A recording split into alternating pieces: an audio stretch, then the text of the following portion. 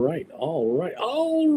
Hey, everybody, how are you? Welcome to my channel, Traveling with Bruce. I gotta make a change here because otherwise I'm in big trouble. There we go. I gotta get that logo changed up there.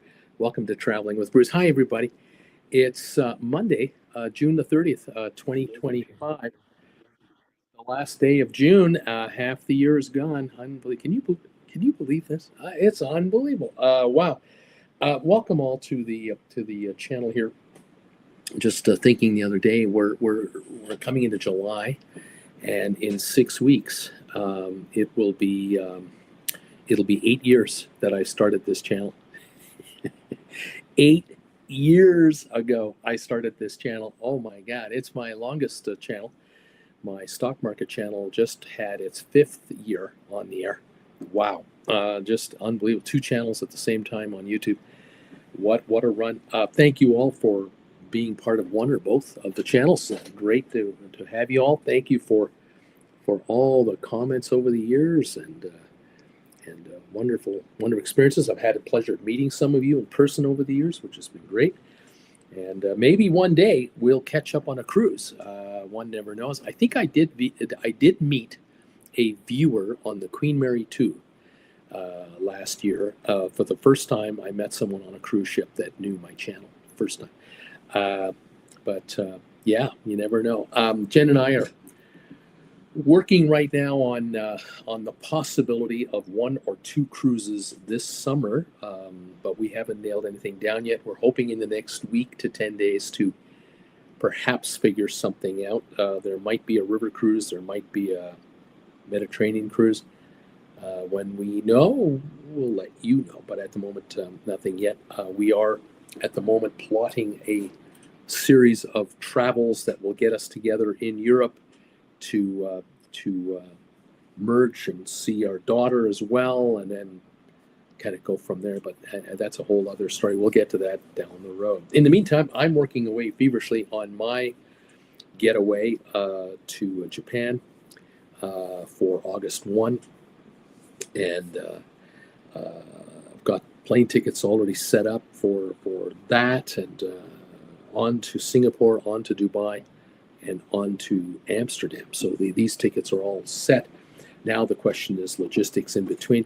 Working on that, and well, going to do some traveling, and I'm looking forward to it. Sure beats being landlocked, I'll tell you that, and being locked up with a virus, a worldwide virus. Glad that's over with. Welcome all to the program today. Question for you today. There's a question out there that I'm asking here. Carnival is switching back to Coca-Cola products from Pepsi products. Which do you prefer? And the choices are Coca-Cola, Pepsi, or any other brand. And so far, 69% of these of you folks responding are saying you prefer Coca-Cola versus 31% for Pepsi brand. So I'm personally happy that Coca-Cola is coming back. Not that I'm frequently frequenting these ships. We'll say though that when we talk about the Carnival brand, what we're talking about here is all of the brands that Carnival operates out of at least North America. So we're talking Holland America, Princess, of course, Carnival. And I'm just trying to think who else are they operating out of North America. Cunard is England, and so Costa is Italy. And at the moment, I'm stumped as to who else they're operating with. Anyway, Coca-Cola is back, I guess, soon. Now, if only Costco in North America could get their act together and get rid of the Pepsi and bring back the Coca-Cola, that would be a good thing. I'd be happy with that on a personal level. That's just my own personal preference. In any way, welcome. I have some cruise news for you today. I have some cruise deals, and I have some trivia for you today. So if you're around for the whole show, you'll get a little of this, a little of that, and a few other things. So there you go. Welcome all. Thank you, Robert, and everyone else for being here. Share number 5 tonight. Hi from a very rainy central New Jersey. Here in Calgary, pure, beautiful sky, blue sky, pure sunshine. High today in Calgary, 78 degrees. Tomorrow, 80. Wednesday, 86. That's kind of the upper end around here. We do get 90s once in a while. Back to 77 on Thursday, 72 Friday.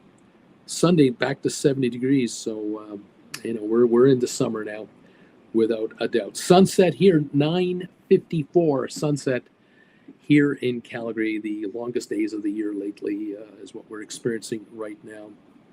Welcome, everybody. Thank you. Kirk Brunson's YouTube and Facebook channel. He is here. Hi, Bruce. And TWB family.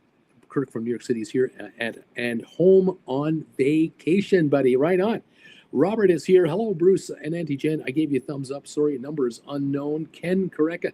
Hey there, Bruce and Jen from Saginaw here. It is a humid 82 degrees here. Gasoline is $3.34 a gallon. Good evening from Janet and Ken. We do not have humidity here. It's a very wonderful, dry 70, 77, 76 degrees. Absolutely comfortable. Fantastic. Robert, just got done watching Stock Markets with Bruce, too. Kevin Chapman, the author himself. I'm here, number 8, Bruce. Thunder and lightning here in New Jersey on the Summerween. Next cruise, less than 3 weeks away. Giddy up. Well done. How about that overboard rescue on the Disney cruise yesterday? Yeah, I heard about this. Wasn't going to talk about it really, but I had heard about it. Auntie Jen had mentioned it to me as well. And a lot of folks got their phones out and caught the action. Ms. M, good evening, everyone. Number 14 on the thumbs up meter. Robert, good, correct logo and shirt there, Uncle Bruce. You're good. Stephen, on number 15, I don't drink sodas hardly at all anymore. Just water. My doctor has encouraged me on that. Roger Holcomb, good evening from Jacksonville. Welcome from Jacksonville, Florida, buddy. Nice to have you in the house. Kirk Brunson, I texted Tom Henry and Mike Lentini, and they are both on cruises right now. Paul Romero, out of all the cruising that you've done in your life, or maybe not done, is there any particular cruise ship that you love the most? I would love to be on. Gotta tell you that the first ship we were on was the Oosterdam for Holland America, and we really enjoyed it. It was great. Thereafter, we were on a couple of Princess ships, which were okay. We did the Royal Caribbean ship, Explorer of the Seas. Yeah, it was all right. I wasn't thrilled with the spa area though. But we were on the Norwegian Epic. Found that to be a bit of a pain. Too crowded feeling. But the ship that I have to admit that I have enjoyed the most, and I was so glad to be on her as long as I was the Queen Mary 2, the ocean liner with Cunard. Absolutely wonderful ship to be on. You have a full promenade deck to walk the entire, virtually the entire length of the ship. Love that. Loved the interior of the ship for its design and its style. We're talking about the 1920s and 30s Art Deco look and feel. Really love that. And also really enjoyed the historical, how many historical paintings there were on board the ship. Absolutely fantastic. And the history of the Cunard line is celebrated on board the ship, where they have in stairways and in hallways and public areas, there are all kinds of permanent posters is the wrong word to use, displays of the history of the Cunard line.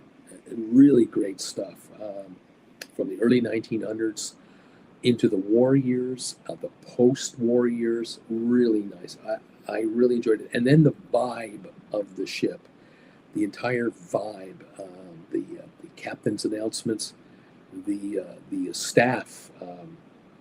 I spent a lot of time watching the staff work in the restaurants and the buffet areas, and there is a real hierarchy there from senior people right all the way down, and I found it to be a very well-oiled machine. Now, Jennifer and I took the Queen Mary 2 from Brooklyn, New York, to Southampton for a 7-day cruise. Then we were on that ship again, stayed on that ship for 10,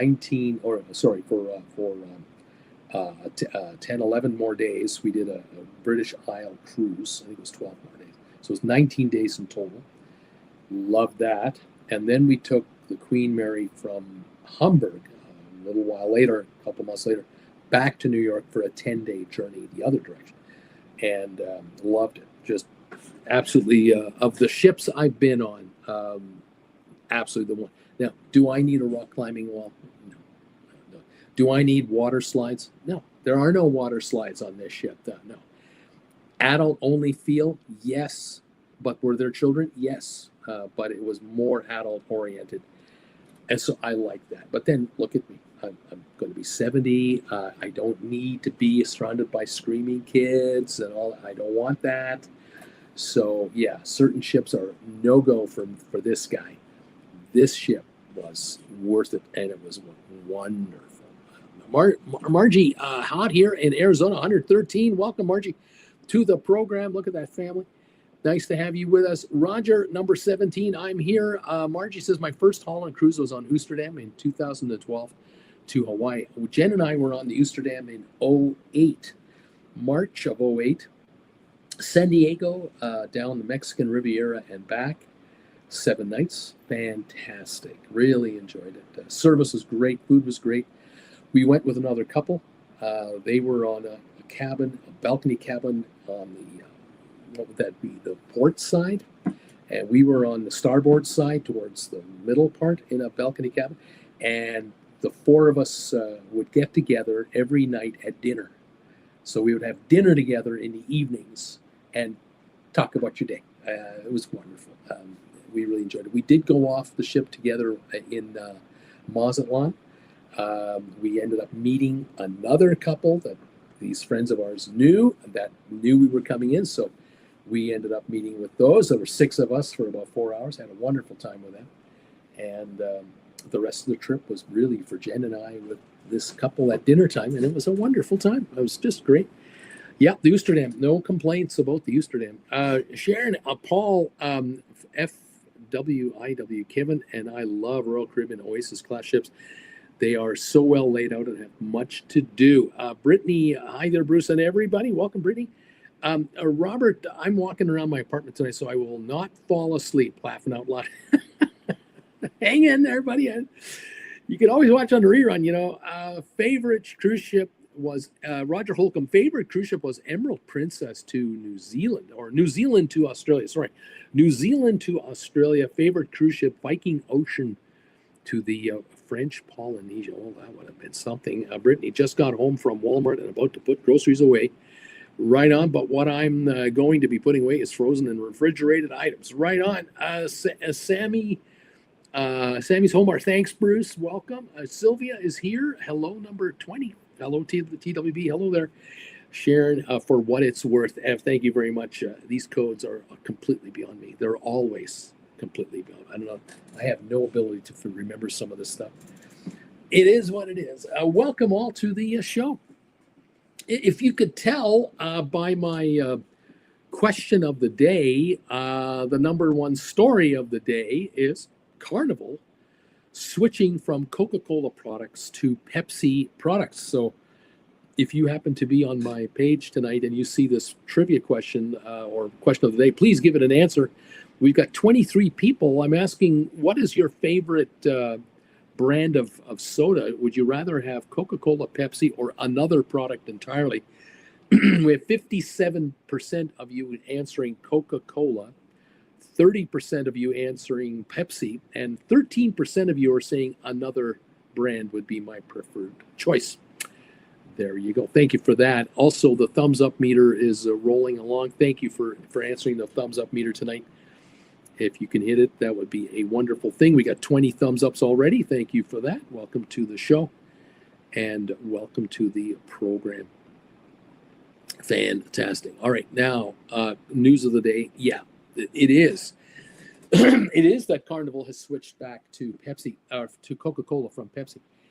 Jennifer mentioned something to me that was interesting. She said to me, do you think that the reason that they're shifting back is the fact that Pepsi has to pay duties, these higher duties, tariffs on their syrup, because Pepsi produces their syrup for their product in Ireland. I don't know if you know that, but in Cork, Ireland, where our friend Donnell hangs out. I haven't seen him here tonight. Hopefully Donnell will join us. Donnell knows that in his neighborhood where he lives in Cork, Ireland, there's a huge plant that Pepsi operates globally for their syrup production. Did you know that? Well, apparently the syrup for Pepsi and any other drinks that they want to produce, they have to ship that over to the United States. And bringing it into America means it's subject to these new tariffs. Now, will Pepsi raise the price of their carbonated drinks and syrups that come in these huge cans? You know, those ones I talk about, the cans that come under pressure, you know what I mean? I wonder if maybe Pepsi had to raise their prices and Coca-Cola undercut them because Coca-Cola produces their syrup in America for the American market. And I'm wondering if Carnival made the switch from a cost perspective. Or maybe there is no difference in price. Maybe all it is the preferred choice of their customers. They would prefer Coca-Cola as opposed to Pepsi. And think about it this way. If you are Carnival Cruise Lines and you're operating all these cruise lines and you have got millions of passengers a year that you are looking after, and you might be able to sell 5% more soda collectively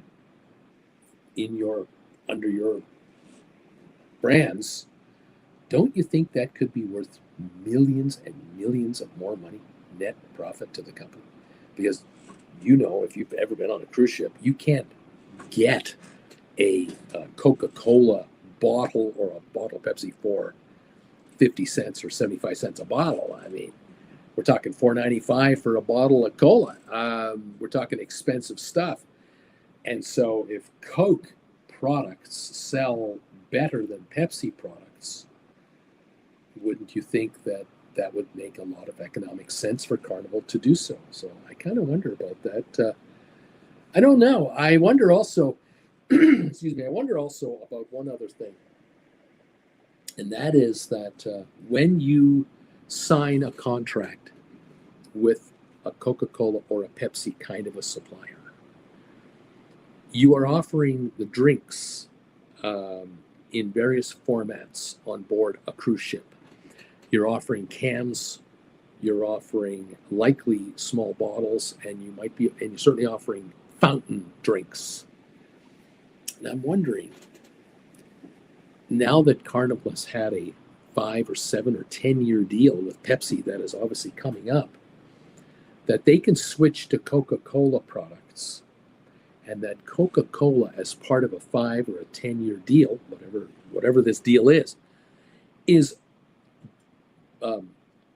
delivering to Carnival brand new dispensing equipment, so that all the Pepsi dispensers come out that are now 5 to 10 years old, being replaced by brand new, from the factory fresh, Coca-Cola branded dispensers. And what about refrigerators for cans? What about that? Is it a move for Carnival through their entire fleet? You figure out how many ships Carnival brand has: Holland America, Princess Cruise Line, just the North American, those three right there.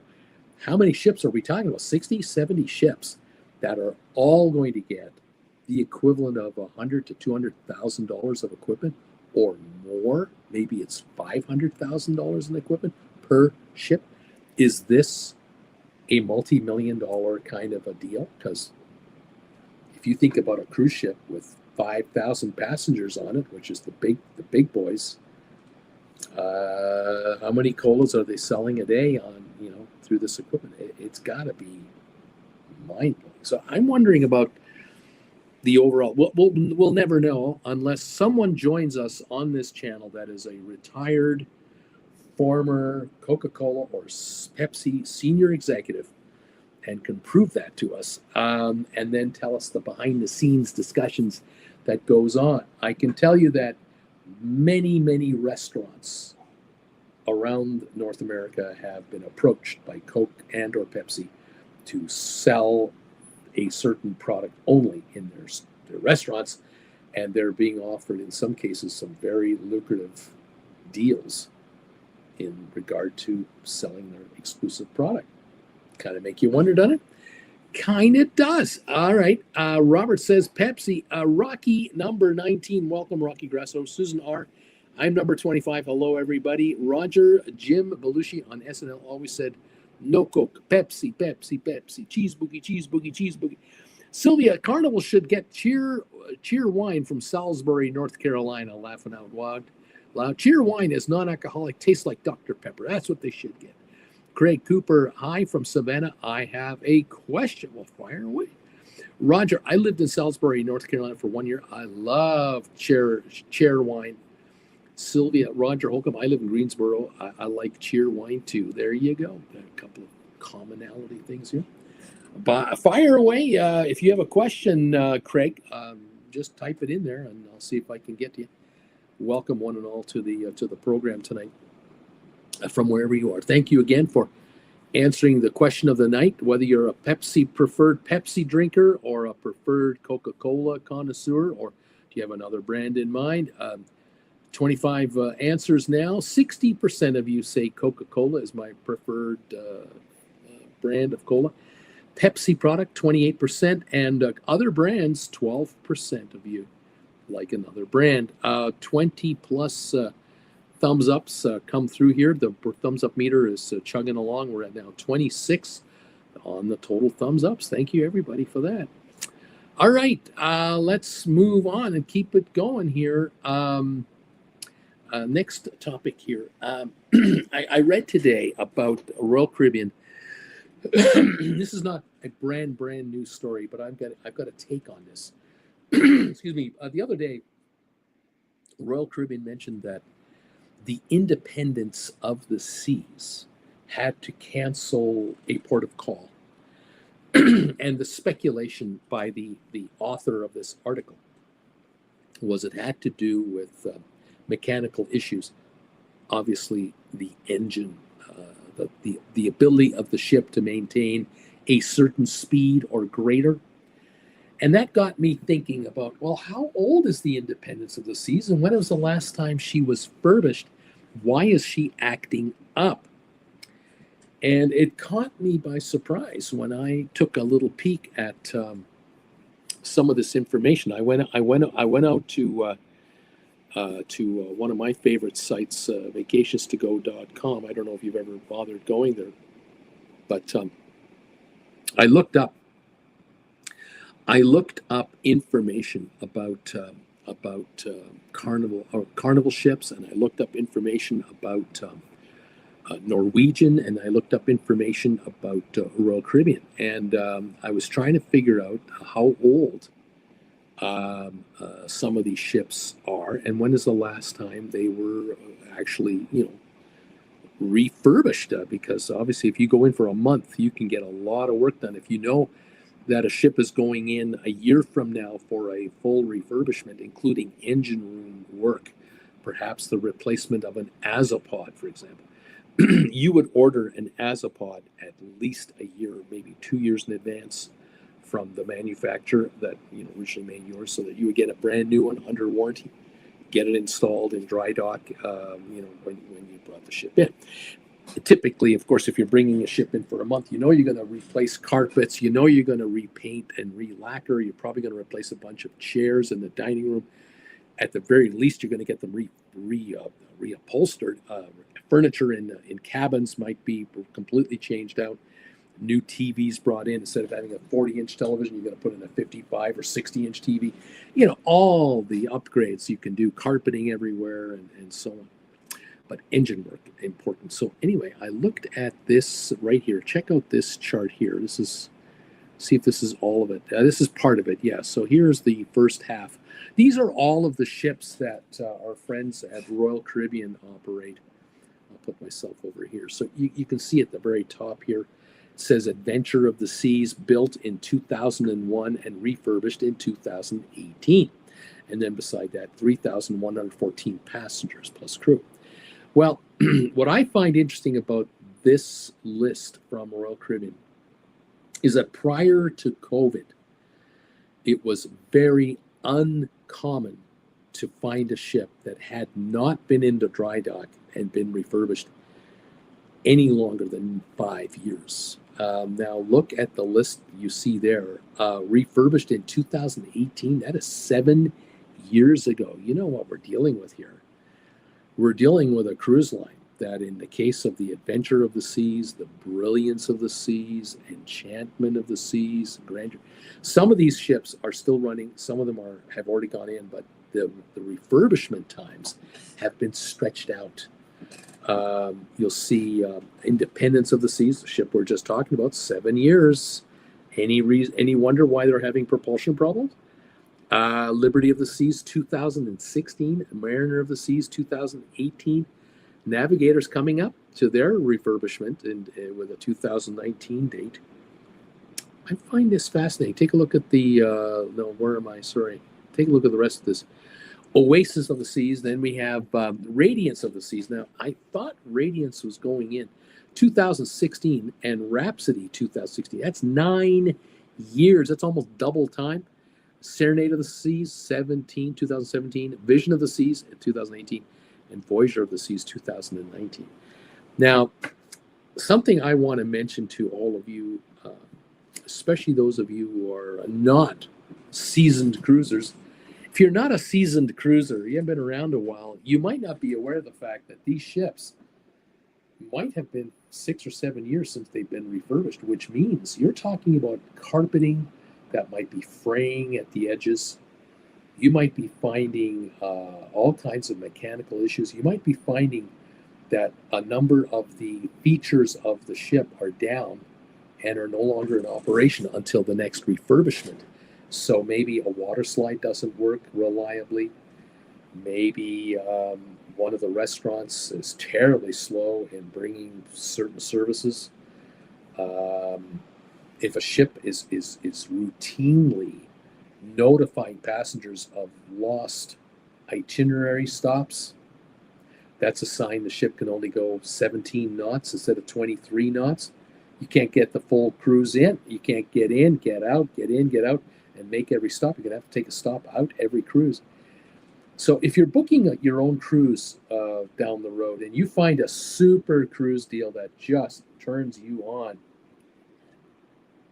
I will advise you, find out the name of the ship, get over to vacationstogo.com and look up cruise lines on their tab at the top, or just do a Google search and find out the age of your cruise ship. If you're finding a cruise ship that was built in 2002 and hasn't been dry docked for 7 or 8 years, you are asking for potential problems, because we're talking about a 23-year-old ship already and no maintenance, like serious mechanical redo for 7 years.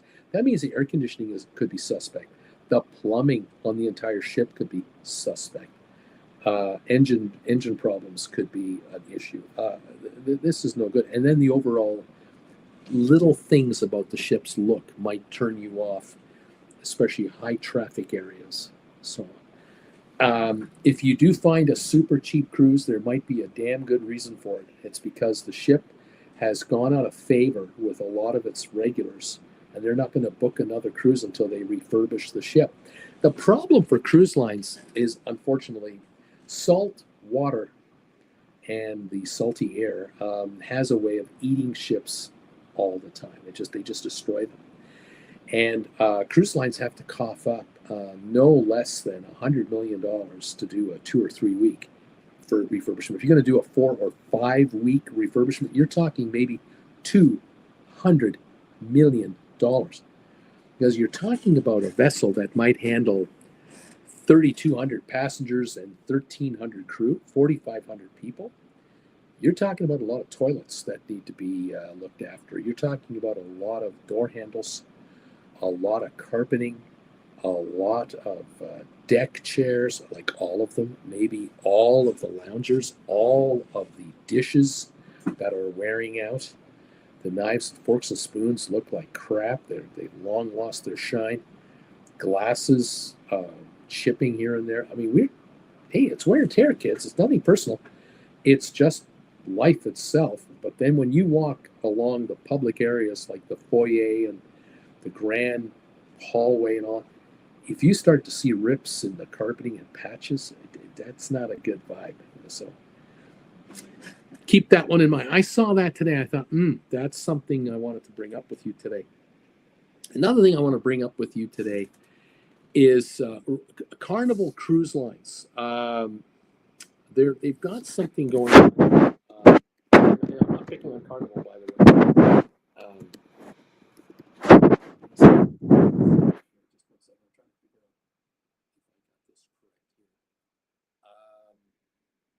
Carnival Celebration is a new island, I believe, if I am not mistaken, the new private island. I might have this incorrect. You have to forgive me. Carnival. 25.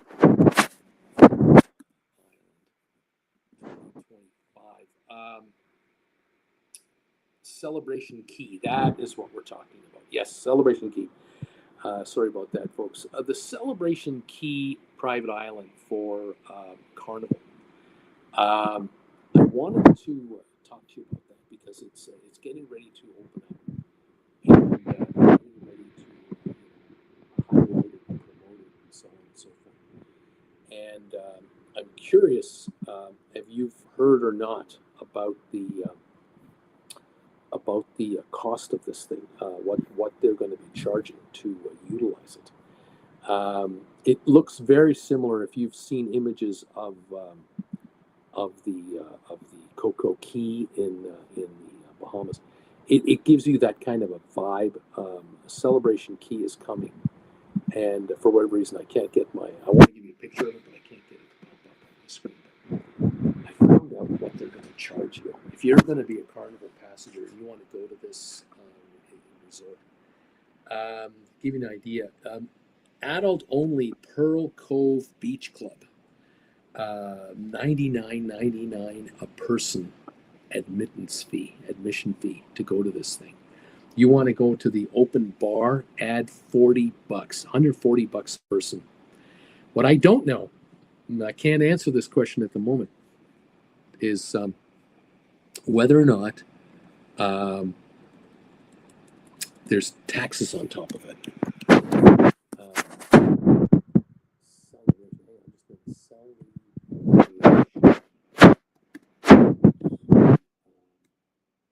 I don't know if the government of the Bahamas is charging additional taxes on that fee, because I believe the Bahamian government wants to charge a flat 10% fee on top of all of their on land services, I guess is how to say it. Here's a picture. I finally got something up. Here's one image for you. Let me just see if I can get you that. Let's see if it uploads properly. There it is. It's an artist rendition. Don't mind me. But I'm not sure if this is going to be plus taxes or not. So if that is true, 140 plus 10%, well, you're talking $155 cost to utilize for like 4 to 6 hours. An adult beach area, without kids. Now, is it worth it for you? I guess if you're on a honeymoon, anything's worth it. Get away from kids and enjoy yourselves. Here's another image here. Again, this is another one of these artist renditions that I've come across, and I thought you should see that. There's a lot of the similar kind of images all over the internet so far about all of this. Celebration Key is near. It's on Grand Bahama. Let me show you a quick little. It's kind of an artificial map, but it's a map nonetheless. Let's do that. There it goes, and let's see if we can get that up there for you. On the fly, high tech on the fly technical work being done by yours truly. I'm producer, director. I'm the grip. I do it all. There it is. There's where it's going. There's where it is, near Freeport, and that's quite near where the dry dock is for, ironically, a lot of Carnival ships. It's the dry dock area. Okay. Anyway, a couple more interesting prices for you to consider. You want to use the water slides. There's only 2 water slides, which I find hilarious because there are 14 water slides at Coco Cay for Royal Caribbean. Water slides will run you $15 a day to use the water slides. There's only 2 of them. What are the lineups going to be like? 2 water slides. You got 3,000 passengers. You got 1,000 who want to use the water slides. That's 500 per. I mean, come on. I don't know.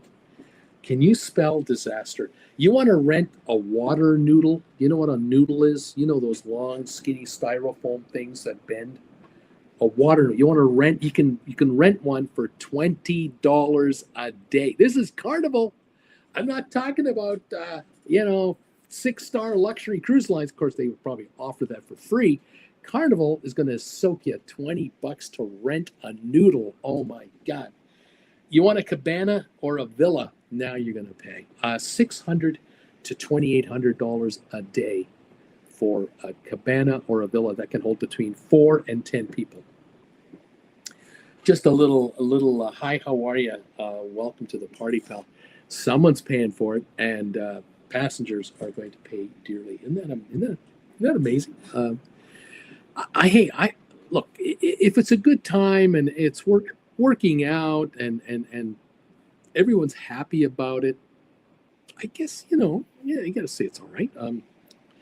But really, I don't know. If it's a family reunion and, a family gathering and there's 10 of you and it's $2,800, I know it'll include some features and all that, but geez, $280 including the kids, assuming the kids can do this. I wonder. I don't know. There are other things you can rent on the island, other things you can do on this, not island, but this resort area. But I wanted to just highlight a few of these for you, just so you know. Okay. You can always just stay on board your ship. You don't have to get off the ship and do it. You don't have to. You're not made to go on it.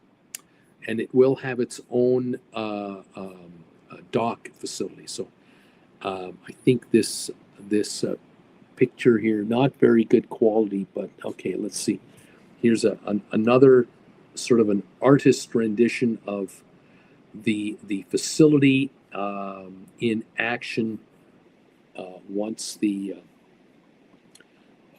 it's up and running. You'll be able to get something. This will be kind of what it'll look like from the air, I guess. Here we go, right here. Here it is. Boop. There it is. 2 ships on the pier, and you can walk in, walk off anytime you want. I'm sure there are public areas you can go without paying, but then there are other areas you go where you must pay. And some of these villas that are on the water, that is top dollar. I would imagine that the beach around those villas is private, adult area only. You'll pay for that. So, you got to decide for yourself how you want to go with this and whether you want to participate in this adventure or not. I'm just saying, that's my thought right there. Okay. I have something else for you. I have a couple of cruises I found for you. And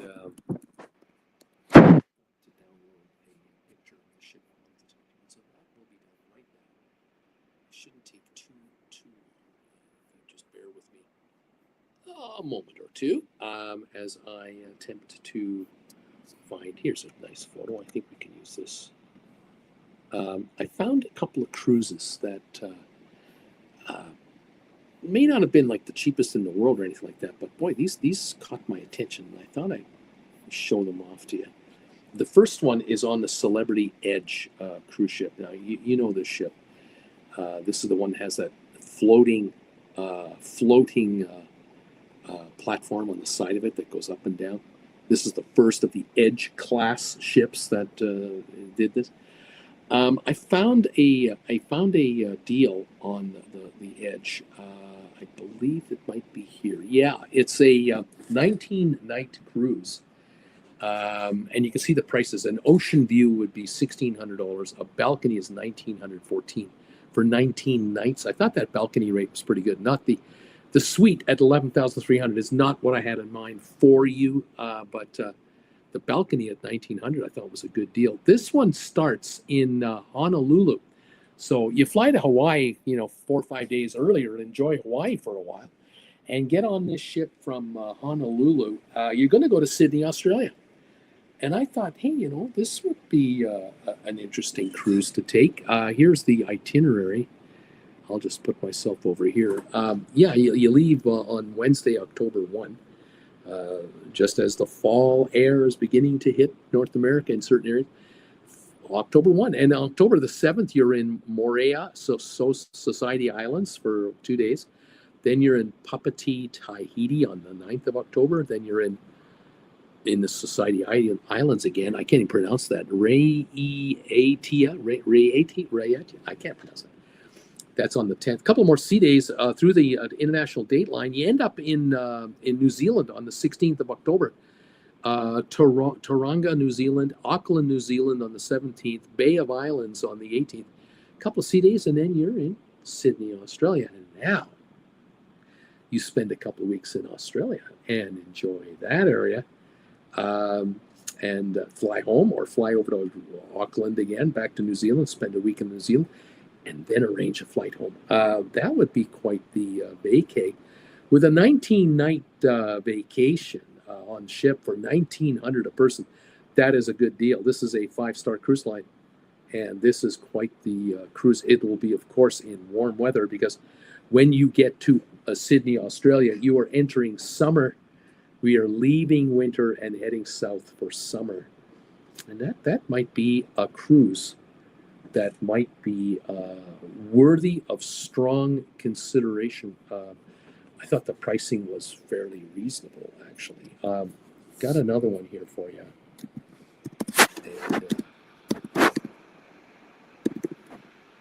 And, let's see. I got one here from the Queen Elizabeth ship. And let's see if we can pop that photo up on this one. This ship here reminds me very much of a Holland America look. What are your thoughts? Let me show you what I mean here. Let me pop that up for you. I see the photos of these of this particular model of cruise ship, and I think to myself, doesn't this look a lot like a Holland America cruise ship? Here we go. Let's see if we can get this to pop up for you right here. There it is. There it goes. Doesn't that look like a Holland America cruise line? Similar color scheme, doesn't it? Anyway, Queen Elizabeth, the ship is they're offering a cruise on this ship for 28 nights. And that right there got me wondering. Cunard, 28 nights, sign me up. I don't think I'd mind being on a Cunard ship. But the itinerary got me going. I like this itinerary. Let me first of all show you the cost of this trip here. 28 nights. You're going. Just so you know, by the way, let's show you here. You're going from Seattle, Washington, up to Alaska, back to Seattle, Washington. So it's a 1-week Alaska cruise, and then you're going south. And you're going all the way down south through the Panama Canal over to Miami. And I thought, hey, 28 nights. Look at the balcony here, $30,055 for 28 nights on a 5-star cruise line. This I thought was reasonable. Now, $1,900 for an inside room, or $2,200 for an ocean view. You want to save some dough, you can go even cheaper, obviously. $1,900 for 28 nights. What is that? $65 a night. $3,055 is just over $100 a night. I think that is a very reasonable deal for a balcony. And here you are leaving Seattle on the 18th of September, heading to Ketchikan on the 20th, cruising Tracy Arm near those glaciers on the 21st, and Juneau on the 21st, Sitka the 22nd. On the 24th, you're in Victoria, British Columbia, not a bad stop, and then Seattle on the 25th. Stay on board. And 2 days later, you're in San Francisco. And then a day later, you're in Los Angeles, California. And from there, on the October the 1st, about a third of the way down this picture, a couple sea days in Cabo San Lucas for the day, Punta Arenas, Costa Rica, then Panama Canal full transit on the 9th of October, Curacao on the 12th, Aruba on the 13th. There's nothing wrong with those two stops. And then 2 more sea days later, you're in Miami, Florida on the 16th of October. I thought, yeah, that's a pretty good cruise. Alaska and Panama Canal combined for just over $100 a day. I think that's a fair value. Not too shabby. Of course, you get off the ship in Juneau, you can buy Coke, or bring a bottle of wine on board, or some soft drinks. Seattle twice. I mean, when you get on the ship, and then when you get back there, you can always get off the ship, grab something at port, and bring it on. Totally up to you. I would say though that Alaska might be cheaper. On the other hand, if you get off the ship in Frisco, you can get some Ghirardelli chocolate and bring on again what you're allowed to bring back on for your beverages. So you don't have to worry about buying soda on board the ship if you're a soda lover like me. Bring bottles of water if you want, or whatever you like. There might be something to that cruise. I thought worthy of your attention today. How about that? There you go. Okay. Thank you all. Thank you all. Having sound issues today, Bruce. The sound is cutting in and cutting out. I hadn't even noticed that. Not sure how to fix something like this. Not sure. Let me double check something here. There we go. Yeah, I'm a bit frustrated by that today. I'm sorry that is happening to you folks. Let me take a look here, and if I refresh this page, and even here, don't know about that. Hang on a minute. There we go. There I am, right there. I think. I've rejoined myself, looking at great confusion as to what's going on. Here we are. I don't have any breaks on my end of it, but that, of course, is probably completely irrelevant to what you have going on. Unfortunately, folks. I don't know what to make of this. By the way, Carnival allows you to bring 12-pack soda, and most of the time it's Coca-Cola. That has something to do with it, says Paul. There you go. Craig Cooper, our Carnival Red Frog rum cups go on current cruise if bought from past cruise. Are you allowed to bring them on? I have no idea. Brittany, I actually don't have a favorite brand of cola, but there's certain products from the brands that I like more than others. Craig, Oops Mint, good. I bought a cup from Carnival Red Frog rum bar. Can I bring that on the next cruise? You might be able to, but I don't know if you put rum in it. Choco, do they upgrade the staterooms? A lot of these ships, I only see minor upgrades. The only one I know that did a real upgrade was Norwegian Spirit or Star, I believe. They spent $100 million. Sometimes they'll do a major retrofit on some of these. Other times it's very, very slight. Craig, I guess he's not answering the question. I was reading other stuff. Kevin, having some audio issues here. Sound is cutting in and out. Tomorrow's my husband's birthday. Congratulations. Happy birthday. Rocky, does anyone find Royal Caribbean beds hard? Over the years, Diamond Stewards have always added layers of mattress cushions. We're planning a November Caribbean cruise on the Majestic Princess instead. Any comments? I haven't. I can't answer that one directly either. So, Sylvia, I wouldn't pay $150 to go to Celebration Key. I'll walk around first and go back on the ship. Robert, okay, Uncle Bruce and Auntie Jen, I'll catch a rerun later. Thank you, Robert. Sylvia, Greg, he will get to you. But are you trying to bring the cup back to ship so you won't have to pay for another cup? Is that what you're trying to do here? Sharon, the floating bar is the magic carpet. It's also used to transport passengers to excursion ferries. That's right. We were on that during our Celebrity Beyond cruise last winter. Clifford is here, number 32. Choco, that itinerary is insane for $2,000. That's a truly once-in-a-lifetime adventure. Hawaii to Australia. That is a deal. Sharon, Victoria, BC is beautiful. The Bouchard Gardens are extraordinary. The cafe at the Ghirardelli shop in Frisco makes amazing ice cream sundaes. There you go. Susan, okay now, Bruce. It's okay now. Everything's back. Craig, bring it. It's always easier to ask forgiveness than permission. Yeah, that's right. If it's an empty cup, I can't see them giving a crap. I don't think they'll care less. I really don't. I think you can bring it on and enjoy it all you want. Now, I'm assuming that this cup was a promotional drink of some kind. It's not one of those endless soda cups that you're going to try to pull a fast one, because they switch those out.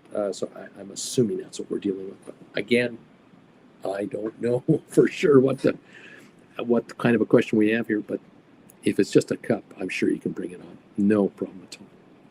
Thank you all for being here. Are you ready for some trivia tonight? I've got some trivia questions. Thank you again for answering the question of the day today. Coca-Cola or Pepsi, what is your favorite? What do you prefer? We have 33 thumbs ups, and we've had 35 people vote on the question. 57% say Coca-Cola is their favorite brand choice. Pepsi, 29%. And other brands come in at 14%. So maybe that's RC Cola. Maybe that is A&W Drinks. Maybe that is something completely different. I know nothing about. I don't know. But thank you all for coming through today and being with me.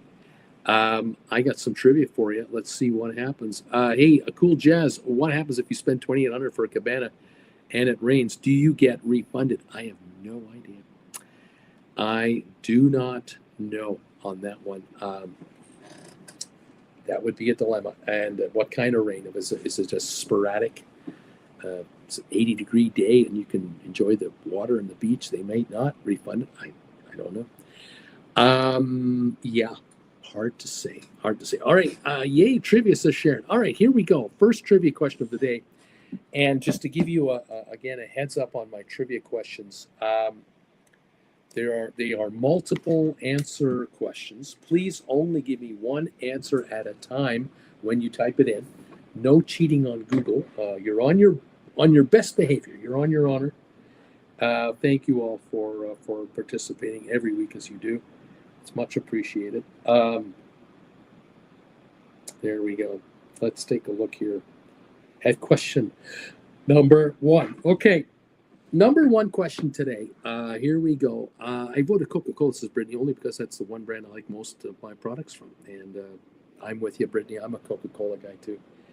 Can you tell me the cities of the world that have the most stadiums in their cities with at least 10,000 or more seats? So what stadiums of the world, what cities of the world have the most 10,000 or more seated stadiums? Do tell. Give me an idea. I'm looking for 65 cities around the world, and they got to have at least 5 or more stadiums to count. So there's a quick one right there. We have Sharon coming in with New York City. What do you think, Bruce? New York City. Well, I'm going to take a look for good old New York City and see what I can dig up here for New York. Woo-wee! Excuse me, folks. Oh, let me double check. I'm over here. What am I doing? New York.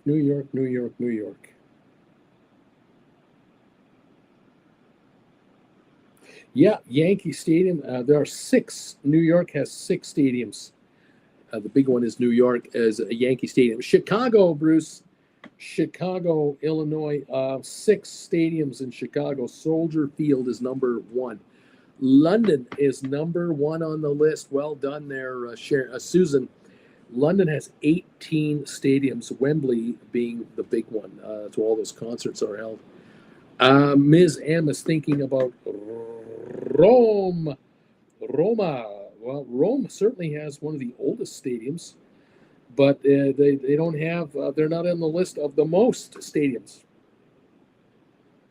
I don't see Rome on this list. If I missed it, I'll find it later. Sharon, what about Los Angeles, Bruce? LA, home of the Olympics. 8 stadiums, the LA Memorial Coliseum being the largest. Robert has LA as well. Baton Rouge, Louisiana. I don't think you're going to make the list on that one. Barcelona. Barcelona in España. Let's take a look at Barcelona and see how many stadiums. They had the Summer Olympics. Way back when, 5 stadiums. Camp Nou, NOU is the big one. 5 stadiums. Barcelona makes the list. Cool Jazz had Los Angeles. Sylvia's wondering about San Francisco. Does San Francisco have enough room to have enough stadiums? Doesn't appear to be on the list. Miami. Bruce, what about Miami? Would they be on the list, Bruce? Miami in Florida. Miami. I'm looking for Miami. Can't find Miami. Interestingly, Tokyo, Bruce. Sylvia is wondering, does Tokyo make the cut? Yes, 8 stadiums, including the Tokyo Racehorse. Probably where they have the racehorses. Kevin had Tokyo as well. Brittany is wondering about Beijing in China. Number 2 on the list, 16. They had Summer Olympics. Beijing National Stadium. Absolutely. Madrid from Susan R. We've got Madrid with 8 stadiums. Santiago Bernabeu is the big one. Sharon is asking me about the city of Philadelphia. She's wondering, does the city of Philadelphia cut it when it comes to the most 10,000 plus stadium? Yeah, Lincoln Financial Field, 6 stadiums for Philadelphia. Seville in España. Seville in Spain. Well, let's take a look. Seville. No, not in there. Madrid, I think we've done. Hong Kong. What about Hong Kong? Does Hong Kong make the list for stadiums? Nope, it doesn't make it for the most. Barcelona, we've done. And Moscow in Russia, Bruce. Does Moscow hold any claim to fame? Yeah, they have 8, including Lushinki Stadium. Kevin is wondering about the city of Berlin in Germany. Berlin. Let's take a look for Berlin, Germany. Do we have Berlin in the top of the world? I don't have Berlin. I don't see it. I am surprised Berlin isn't in there. Seattle, Washington, Bruce. Seattle. Yeah, 6 stadiums, including Husky Stadium. I guess you got to count the college stadiums, right? That works. Las Vegas, Nevada. Does Las Vegas make it 6? Yeah, 5, with the Motor Speedway as their biggest venue. Rio de Janeiro. 7 stadiums with Estadio de Maracana. Of course, Rio had the Olympics a couple of years ago. Yeah, so of course, stadiums. Madrid, we've done. What about Detroit, Michigan? Brittany is asking, does Detroit, Michigan cut it with enough stadiums? Well, we're going through this list right now. I do not see Detroit on this list. What about Houston? Sylvia is wondering. Yeah, 9 stadiums, with Reliance Stadium as number 1. Stephen Butler, St. Louis, Missouri. What about St. Louis, another U.S. city? St. Louis, Missouri. I'm looking here. Not finding St. Louis. Kansas City. Here I come. Kansas City. Yeah, 7, including the Kansas Speedway. Buenos Aires. 7 stadiums. Antonio Liberty is the big one. Beijing, we've done. Dallas. Steven's thinking about Dallas, Texas. What about Dallas for stadiums? 6 of them, Cotton Bowl being the biggest. Cotton Bowl in Dallas. Now, Paris. In France, France, we have 6 stadiums, including Parc des Princes. And they just had the Olympics, didn't they? Munich had the Olympics once. I got Sharon wondering about Munich, Bruce. Are they on the list for most stadiums of 10,000 or more people? Munich in Deutschland. Nope, I'm not finding Munich. Rio, we've done. Vancouver, British Columbia, Bruce. Good old Vancouver. Do they happen to have enough to make the list? Excuse me, Vancouver. I don't show Vancouver yet. I can't find it. If I missed it, I'll find it later. Belgium, that's not a city. Toronto is a city. Sharon, Toronto, yeah, I think that's 6, including Rogers Centre, where they play baseball for the Blue Jays. Quebec City, Bruce, do they happen to have? I don't think so. No, it doesn't look like Quebec City. Dublin, Ireland, Bruce. In Dublin, do they have enough stadiums to make the count for Dublin, Ireland? Who's asking that? That's Stephen Butler, too. Dublin. No, I don't have Dublin, Ireland on this list. Washington, D.C., the city of Washington. Yeah, 5, including RFK Memorial. I think it's coming down pretty soon. Osaka in Japan, Bruce. Osaka in Japan. 7 stadiums, including Nagai Stadium. Nashville, Bruce. Yep, 7 in Nashville. LP Field is the big one. Las Vegas, we've done. New Orleans, Bruce. Sharon wants to know about New Orleans. Let's take a look for the city of New Orleans. Nope, I can't find it. Mexico City, number 3 in the world, 13 of them. Autodromo H. Rodriguez Stadium. Yeah, 13th, number 3 in the world. What about Dubai? The city of Dubai. 6 stadiums. The Sevens is the big one. Tel Aviv in Israel. Does Tel Aviv have enough stadiums to make the count for the world's largest numbers of stadiums? No, I don't see it. Dallas, we've done. Arlington, Dallas, we've done sort of. What about Milwaukee, Bruce? You think Milwaukee, Wisconsin might cut the list here? It doesn't look like it. It doesn't look like Milwaukee is on the list.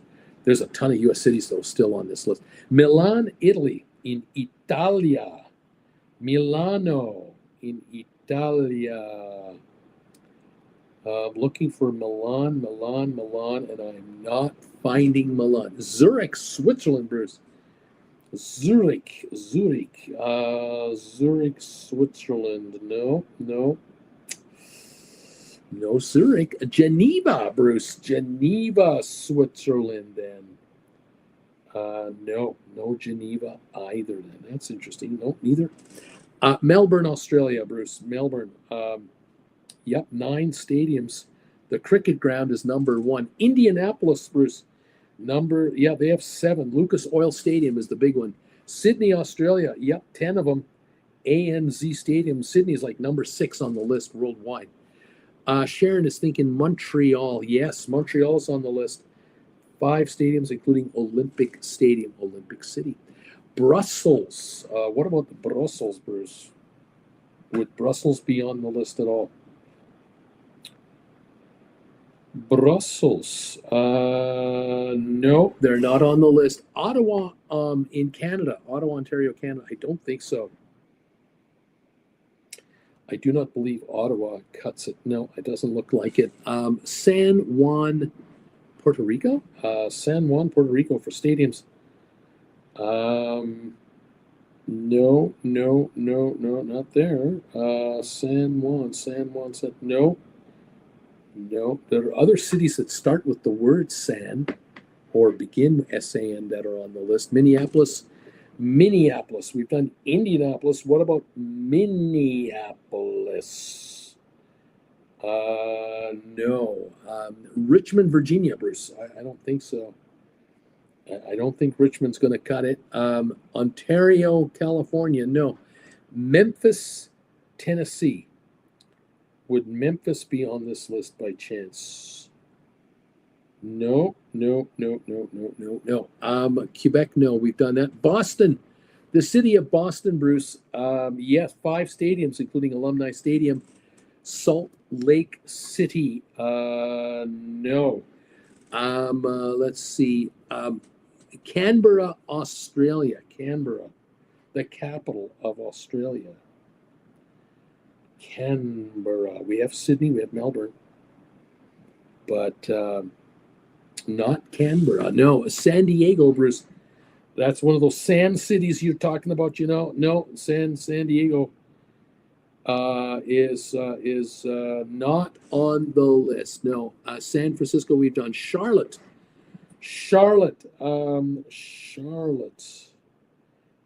Not there. Not there. Um, nope, Charlotte's not on the list. Atlanta, Georgia. Oh, that's an Olympic city. One would think maybe that would give it a thumbs up, a heads up. Atlanta. Yep, 6 stadiums. Georgia Dome. Yeah, there you go. You guys have run out of gas. San Jose and Rochester. Okay. San Jose and Rochester. So far, no way. No, and no, not at all. Sacramento, California? No, I don't think so. I don't think I've seen Sacramento here. And what about Buffalo, New York? I don't think so. I'm going to give you some hints right now, guys. We got Seattle, Washington. I think we've done Seattle and Pittsburgh. Seattle and Pittsburgh. I do not believe either have made the cut for this. Seattle or Pittsburgh? No. I'm looking for a city in South Korea. There's a city there I'm looking for. What about Shanghai, Bruce? Shanghai in China. That is a big city. Would they happen to have? Yes, 7 stadiums, including Shanghai Stadium. That's one of them. Beijing, we've done. Shanghai. Denver, Colorado. Denver. Would Denver be on the list? Denver. Nope. Denver not on the list. Kuala Lumpur, capital of Malaysia. Yes, 7 stadiums. Bukit Jalil Stadium. We've done Hong Kong. Johannesburg in South Africa. Might they be on the list? Johannesburg. Nope. Rome, we've tried. Seoul, South Korea. Number 4 on the list. 12 stadiums, including the Olympic Stadium of Seoul. That's right. Singapore? Would Singapore be on the list? I don't think so. I don't think I have enough space to have enough stadiums in Singapore. I'm looking for a city in Turkey. I'm looking for a city in Iran. I'm looking for a city in Egypt. I'm looking for a city in the home of WKRP. What's the city for WKRP radio station, the pretend radio station? What's that hometown? I'm looking for a city in Chile. Starts with an SAN. I think I got that right. I'm looking for a city in Czech Republic. I'm looking for a city that is in the capital city of the state of Ohio. Here we go. All right, Cairo. Yes, that is Egypt. Cairo International Stadium. They have 9. Istanbul has 9. Istanbul Park. Cincinnati, Ohio. Everyone's getting Cincinnati, Ohio. Yeah. WKRP. Paul Brown Stadium. 8 stadiums in Cincinnati. Cleveland, I don't know about that. Istanbul and Columbus, Ohio. Ohio Stadium, 7 stadiums there. Cleveland, I don't think made the cut. I'm looking for a city in Iran, the capital of Iran. What is the capital of Iran? I'm looking for a city in the Czech Republic, the capital of the Czech Republic. I'm looking for the city that happens to have Churchill Downs as its number 1 size stadium. Where is Churchill Downs? What city is that in? Churchill Downs, the home of the Derby. Looking for the city where they made the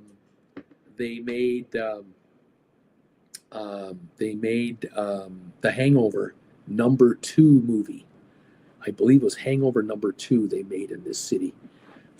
We've got Bogota, Colombia coming in here. Bogota, Colombia?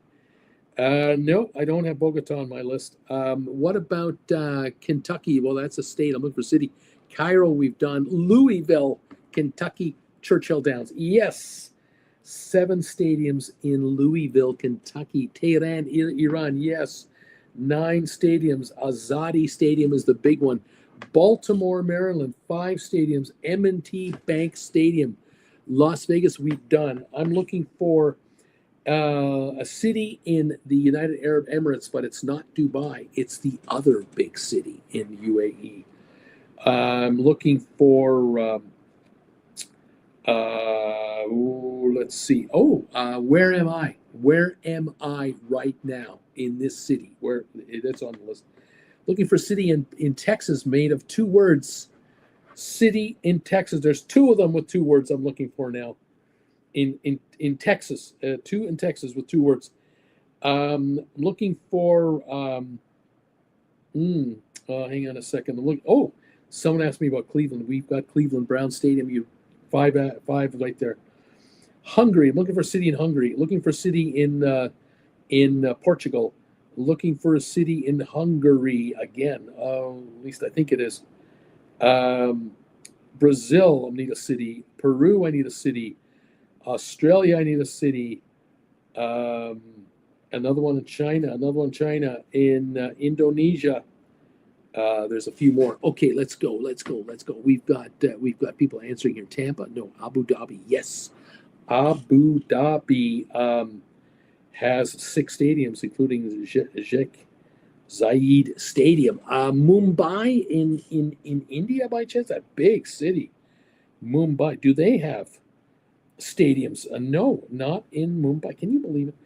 I'm looking for the capital of Greece, by the way. And the capital of Chile, capital of Greece, capital of Chile, Calgary, Alberta. That's where I am. Yeah, there are 5 stadiums here. Make it 6 stadiums here. I can't rattle them off.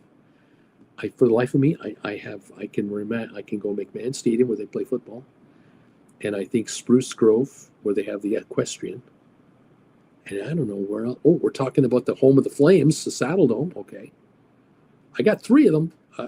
My own hometown. Isn't that embarrassing? We've done Abu Dhabi. We got Calgary and Calgary. We got San Antonio, Texas. Yes. And El Paso. Yes. San Antonio, the Alamo Dome. They have 8 stadiums in San Antonio. And El Paso, they got 6 with the Sun Bowl #1. How about that? Fort Worth. No, Budapest. Budapest. Isn't that Hungary? They've got 5 stadiums. Yes. And I think we're running out of here. Oh, we got some more. Lisbon, that's Lisbon in Portugal, 5 stadiums. Estadio La Luz. Rio, we've done. Lisbon, there we go. Lima, Peru, 5 stadiums. Estadio Monumental Stadium. Melbourne, we've done. Jakarta, Bruce. Does Jakarta, have you been looking for that one? Have not. Austin, Texas, and New Delhi. I don't think Austin's on the list. Neither is New Delhi. No. We've got Athens, Greece. Yes. 10 stadiums in Athens. Athens Olympic Stadium. Yes. Bogota, Colombia. Bogota. I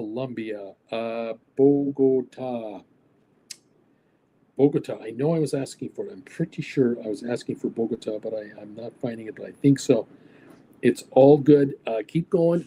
Santiago, yes, Santiago, Chile, I think. Estadio Nacional Stadium.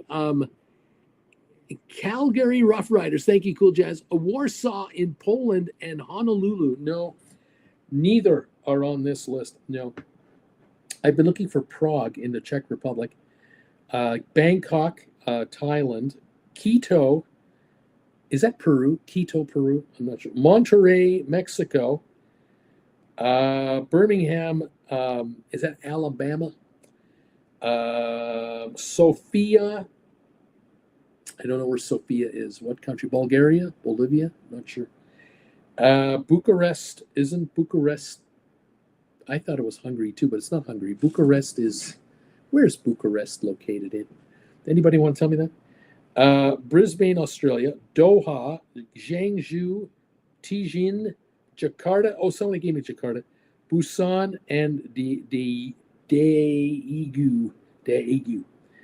65 cities around the world. Lots are to do with Olympics or soccer, of course, or football. Kyoto's in Japan, and Quito, Ecuador. Quito, not Kyoto. No, Quito. Yes, that's right. Birmingham is in Alabama. Bama, baby. Yeah, it is. I was right on that. That's your first trivia question, and you've done it very well today, and I congratulate you. We're moving on to the second trivia question right now. And get ready to rumble, kids. Let's see what we have here. Can you tell me the countries of the world that have the most volcanoes? I'm looking for 21 countries. The minimum number is 16. The most, 168 volcanoes in one country. What are the countries in the world with the most volcanoes? Oh my God. Is this something or what? Thank you for joining me today, all of you from around the world and around North America and everywhere else. We have Ms. M. What about Italia? There's Italy. Does Italy make the list with the most volcanoes? They don't make the top. They don't have 16 of them. No. Stephen Butler. What about America? The United States. Are they on the list? Number one. The most volatile country in the world is America. 168 volcanoes in America. I mean, what? That would include Hawaii, Alaska, and of course, the lower 48. Isn't that something? Japan, Ms. M, 123 volcanoes in Japan.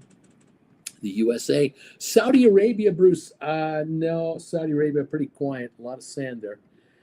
We got USA, Japan. We got Indonesia, Bruce. Indonesia. Are they on the list? The 125 active volcanoes. Third most volcanoes. Iceland, Bruce. Iceland. 30. They're in the top 10, believe it or not. Ring of Fire. The Philippines, Bruce. 42 hurricanes. They're in the top 7 or 8. España. Kirk, I got it. Bruce, I have to put in España. After all, Kirk Brunson's YouTube. You're on vacay. You're home. We know who this is for. We're not fooling anybody, are we? Yeah, España. Not on the list, but hello to someone special in that household over there. Brittany, Greece. Do they have volcanoes, Bruce? They've had a history of volcanoes over the years. You know what? They don't have 30 or more. They don't have 30 or more active volcanoes. Greece. What about Mexico, Bruce? Is Mexico on the list? 38 active volcanoes. About the 8th highest. What about Turkey?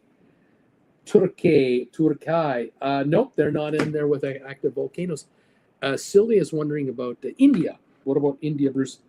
Nope, not active. No. Australia. Brittany is wondering. You got an entire continent down there. Nope, not on the list. Vietnam for active volcanoes. No can do. Pakistan. This is from Sharon again. Pakistan from Sharon. Nope, not on the list at all. Thailand.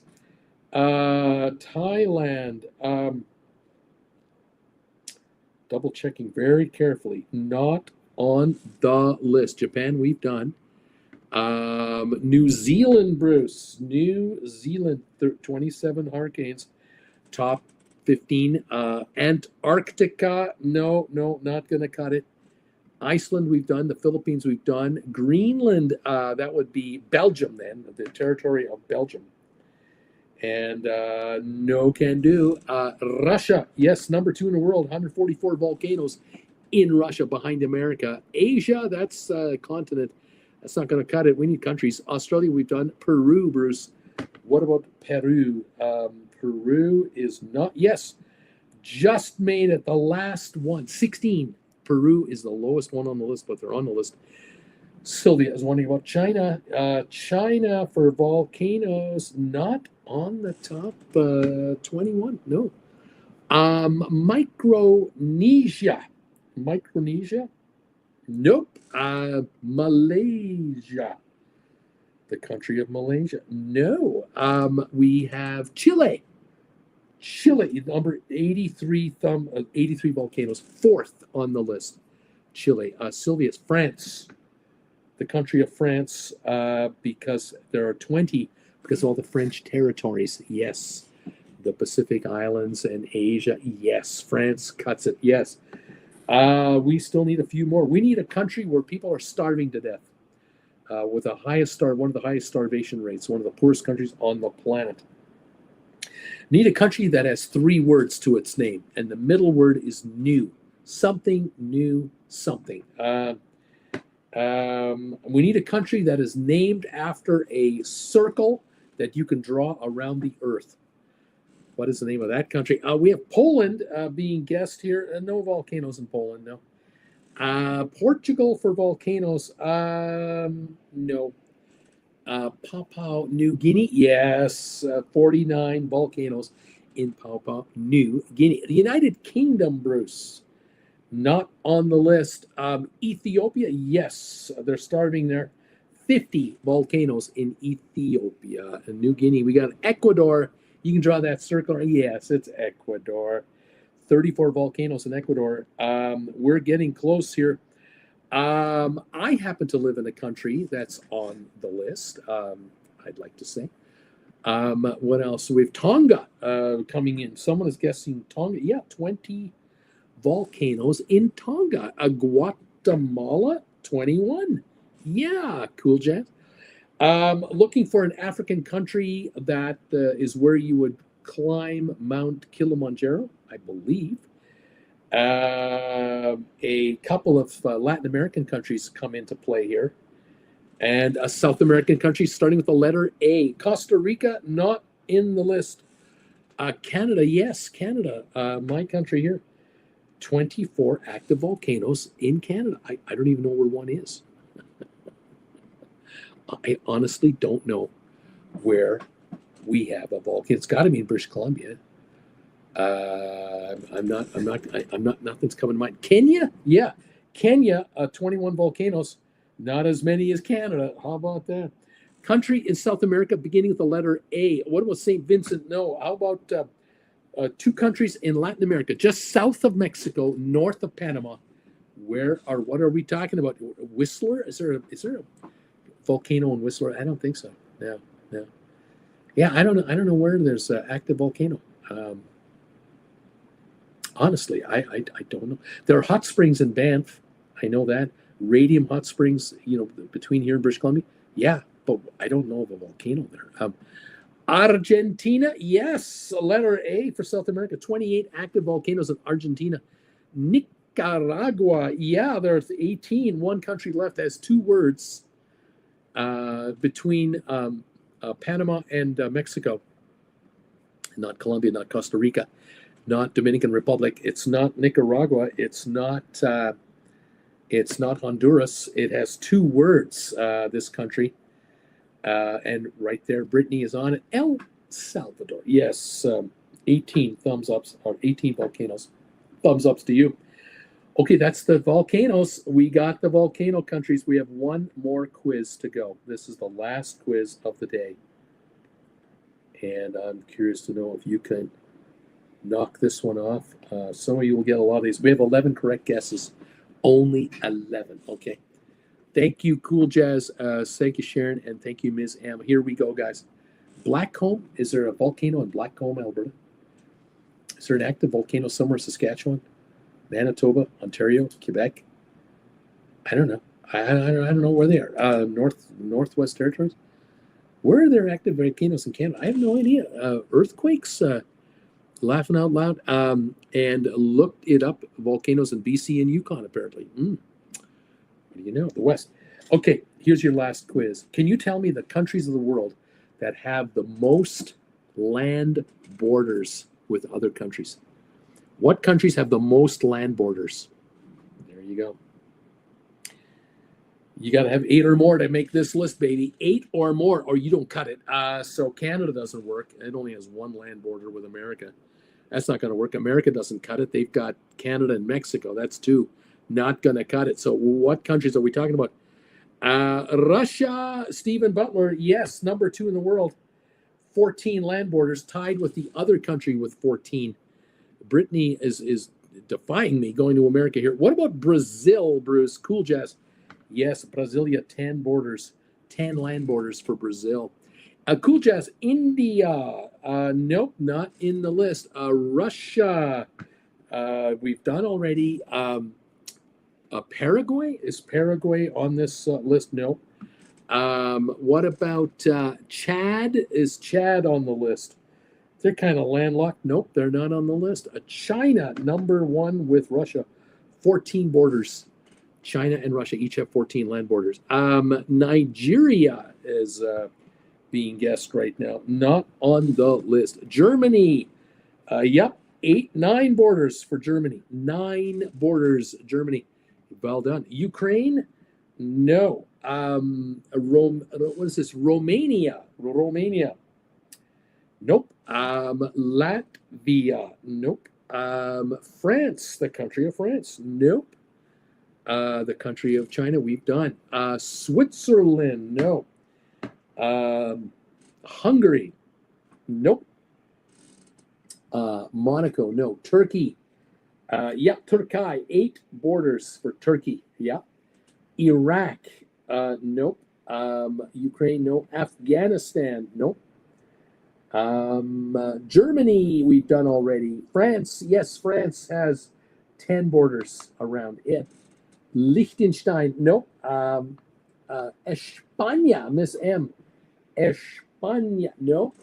Pakistan, no. Congo, yep, we're Democratic Republic of the Congo.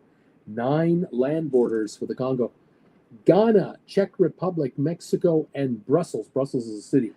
None of those qualify. Sorry. Sweden, nope, not working. A country next door to Switzerland will qualify. What do we got? Finland? No Finland. A country that starts with the letter Z or Z would work. What about Egypt? Nope, Egypt doesn't have 8 or more land borders. Finland? Nope, maybe 2. Nothing there. Maybe 3 for Finland. No, the country next door to Switzerland. Hungary? No, not Hungary. Zambia? Yes, they have 8 borders. Belgium and Austria. Austria is the one I'm looking for. Yeah, they've got 8 borders. We don't have Zaire or Belgium. Zimbabwe. No, and no. Looking for where the cartoon character came from that was the so-and-so devil. And he went spinning like crazy. What was that country? It kind of sounds like that country. The something devil from the Looney Tune cartoons. And then one of the former countries of Yugoslavia. Zambia, Poland, no. Myanmar, no. Tasmania, that's right. It's a Tanzania. It's yeah, that counts. I'm giving you. All of you are good. The Tasmanian devil, you're all good. One country left, starts with the letter S. Former country in the Yugoslavia. It's not Croatia. It's not Bosnia Herzegovina. It's not Slovenia. No, it's not Italy. But it ends in BIA. BIA. It ends in that. It's not Croatia. It ends in BIA. What is this? Serbia. Serbia. Servietteville. No. It's Serbia. Serbia. Serbia. They have 8 borders. 8. Slovakia, Serbia. There we are. Thank you, Susan R. and Roger. And Tasmania, Ms. M. Okay, we're done. We've done that quiz, and you've done very well indeed, everybody. Thank you all so much for joining me for trivia tonight. Thank you for hanging around for the deals. Thank you for hanging around for some of the news today. And just coming by and saying hi. Thank you all for joining us from wherever you are. Thanks again for those of you who've given us 35 answers tonight for the preferred drink of choice. Coca-Cola, Pepsi, or another brand. Coca-Cola, 57%. Pepsi, 29%. Other brands, 14%. And thank you for 37 thumbs ups today. Much appreciated. Have a great rest of your week, everybody. We'll join you here next Monday as we get 1 week closer and closer and closer for hitting the road. And we're going to be heading to Tokyo. You're coming with me to Tokyo. Away we go together. I look forward to seeing you there with that. Thank you so much. Thanks for another great evening. Love to Jen. Stephen Butler. Thanks for Stephen. It was both informative and fun. You got it, Stephen. You got to share. Ms. M and everyone else. Roger, Susan, Cool Jazz, Ms. M, Stephen Butler, and Brittany Anderson. All of you who are here tonight. Thank you. Have a great night. We'll see you next Monday. This is Bruce from Calgary saying bye.